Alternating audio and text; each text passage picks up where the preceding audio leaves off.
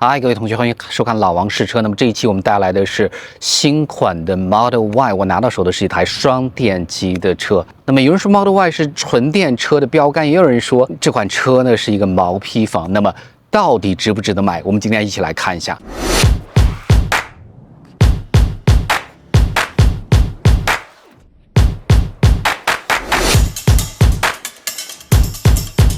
那我们先看车头的部分。我拿到这一款呢是一个双电机的，最大功率呢378千瓦，493牛米呢，整个0-100的加速呢是4.8秒。新老款最大的区别就是它的大灯的设计，老款的灯组就是左右两边分体的设计，更加的可爱呆萌。然而新款的灯组变成了这种一体式的灯组的设计，那整个灯组呢都集成在这个灯条内。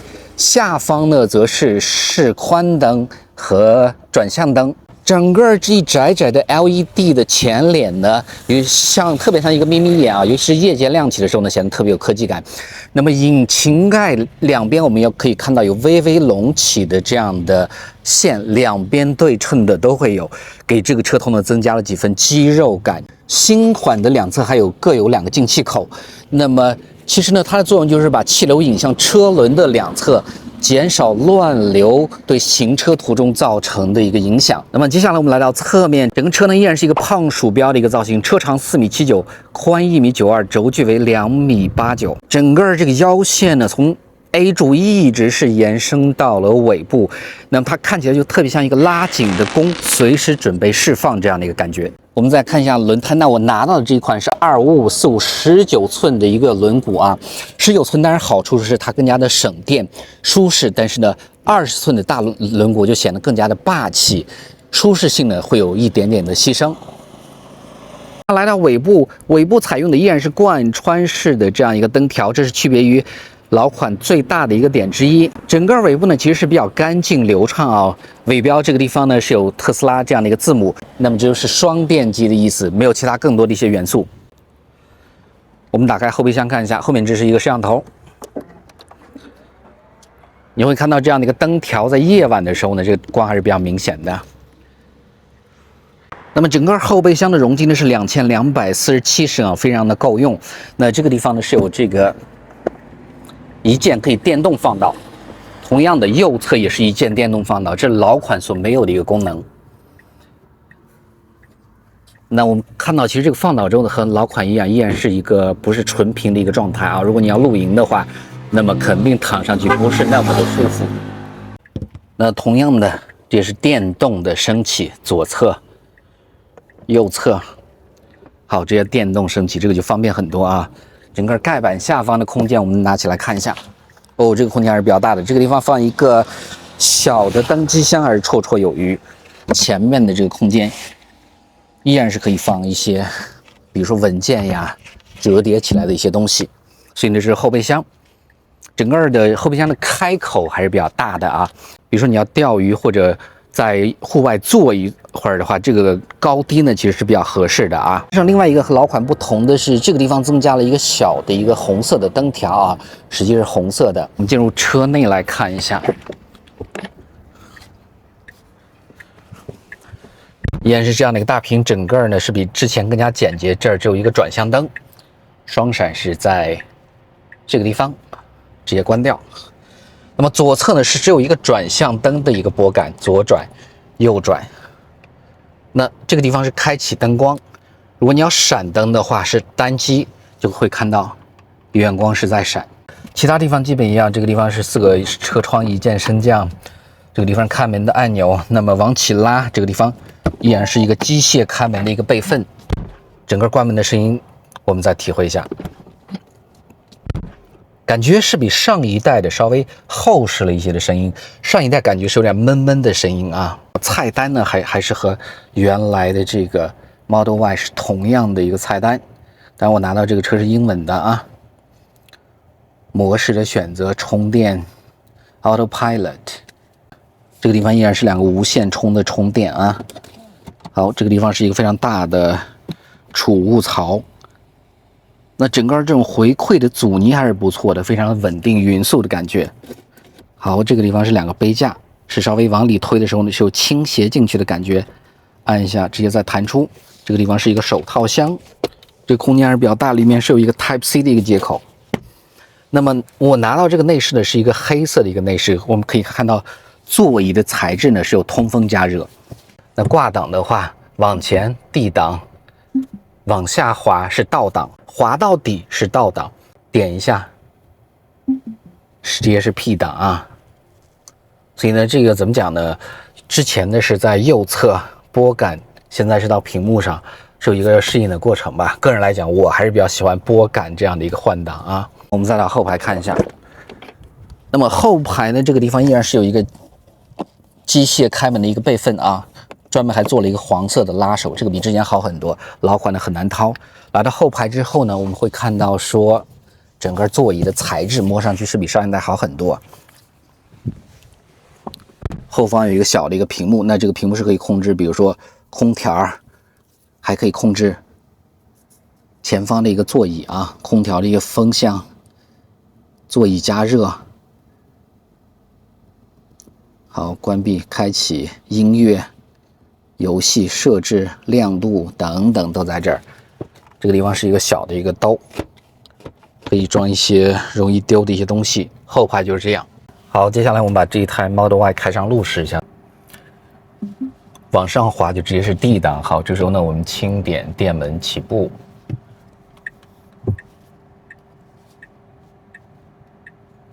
那么起步相对来讲的话，在这个正常模式下还是比较轻柔的，不是那么冲啊。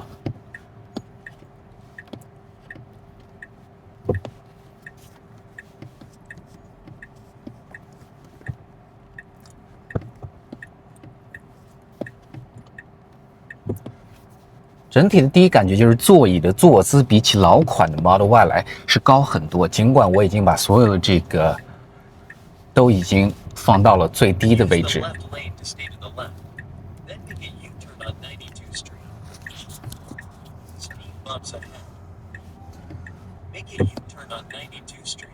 这个地方我们来掉头试一下转弯半径怎么样啊？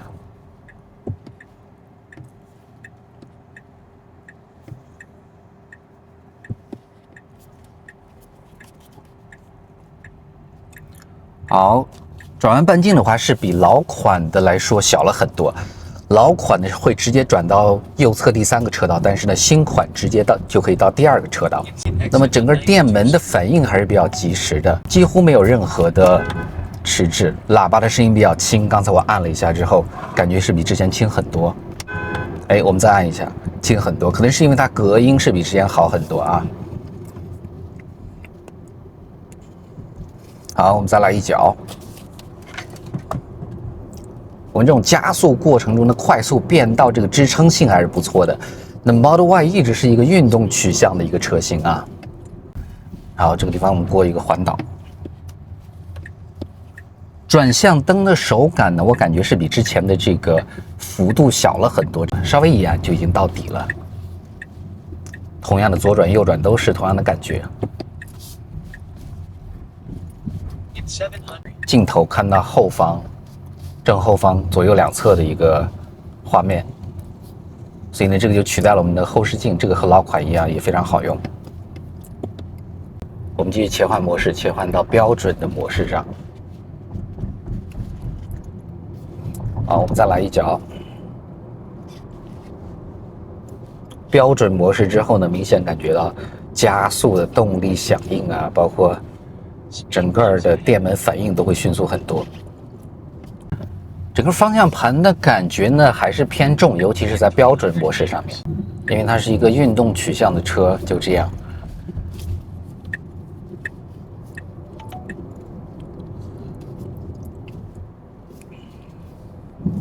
好，我们再来一脚，加速反应非常迅速啊，几乎是零延迟。好，前面一段我们上高速来试一下，它是怎么样的。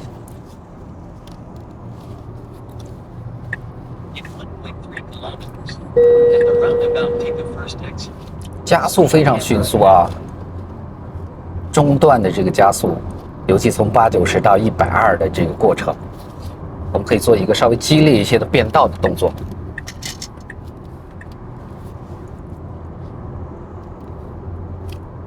整个的这个支撑性怎么讲呢？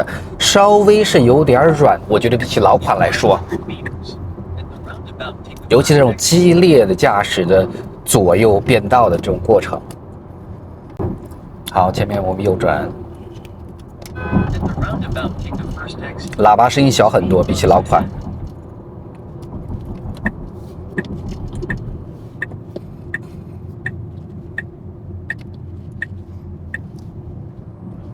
出弯的时候给一脚，它整个这个循迹性还是不错的。那么怎么讲呢？其实整个的胎噪和风噪比起老款来说好很多。我们刚提到说，为什么喇叭的这个声音小？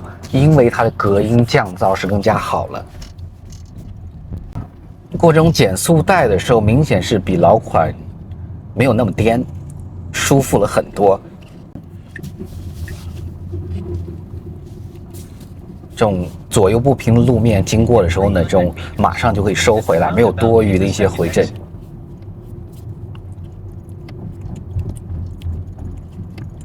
好，加速松，整个电门回收还是比较线性的。如果你是习惯于特斯拉的这样的一个开法的话，几乎用不到刹车。那么这个车的整个空调依然是在这个地方隐藏式的一个设计，左右一直贯穿。内饰整体来讲是比上一代简洁了更多啊，当然你也可以说它是毛坯的一个风格。就是方向盘的控制，即使说我们选到了比较重的这个模式上面，其实呢依然是没有那么重。对于正常的一个人来讲，单手是完全可以掌控的啊。好，我们加速。整个双电机的加速还是一点都不含糊，只要给一脚，动力是随叫随到。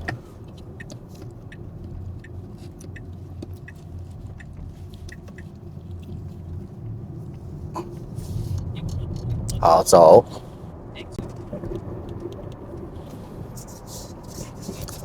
遮阳板感觉是比之前的老款的材质舒服了很多，第一感觉的触感。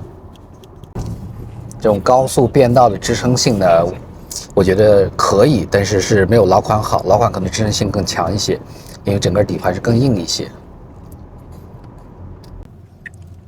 那么整个在弯中这种灵活的左右穿梭的话，信心还是比较足。指向几乎是没有虚位的。如果你在一个标准模式，方向盘比较重的这样的一个选项之下。那么我从60加速到80，从80加速到100多，其实我感觉我的这个电门踏板并没有踩很深，基本踩了1/3最多，它的加速动力就非常的足。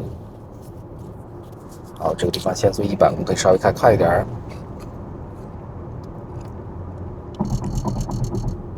那么刹车来讲的话，因为它本来是单踏板模式，你松开电门之后呢，它就在减速。那你要去踩刹车的这个机会呢，基本是非常小啊。如果你已经适应了特斯拉的这样的一种单踏板模式的话，大多数时候靠电门的控制，松或者按就可以控制车的速度。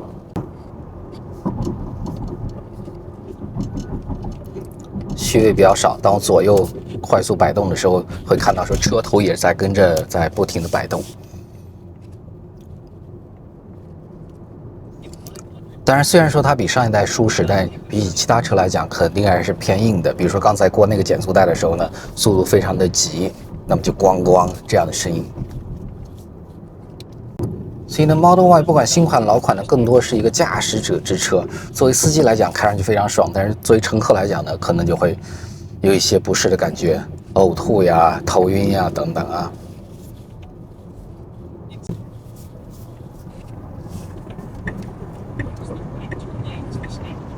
整个当你踩到一半的时候，这个加速体感还是比较强的。这个路口我应该怎么走 ？OK， 走右边，差一点。刹车性能还是可以。刚才我不只靠这个单踏板来减速，更多是踩了刹车，因为像这种紧急情况之下，你就必须得踩刹车了。两个同时制动的时候呢，这个制动效果是不错的。好，其实非常容易上手啊。即使说你没有开过特斯拉，那么你开这么一圈30-40分钟，基本就可以很轻松的上手。坐姿比之前高，你说它是好还是坏呢？对我来讲，我喜欢坐姿低一点，但是坐姿高也是有好处，你可以看到整个更宽的一个视野，前方的一个路况和情况。好，我们看一下这个倒档倒车是怎么样，直接往下滑，那就是倒档。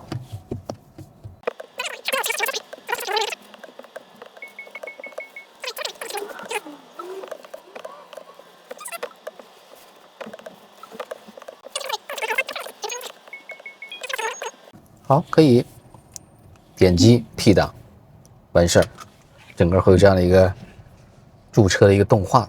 好，今天我们新款的 Model Y 就试完了，这是一款双电机的2025款的 Model Y。那不管你买不买，都可以值得去试一试这个车到底是怎么样。当然，比起国产的更多的一些电动车 ，Model Y 或者特斯拉的车呢，更多科技配置其实没有那么强，但是呢，它依然是有它的比较好的点，就是可能是更好开一些，这是我个人的感受。好，我们今天的视频就到这儿，我们下期再见。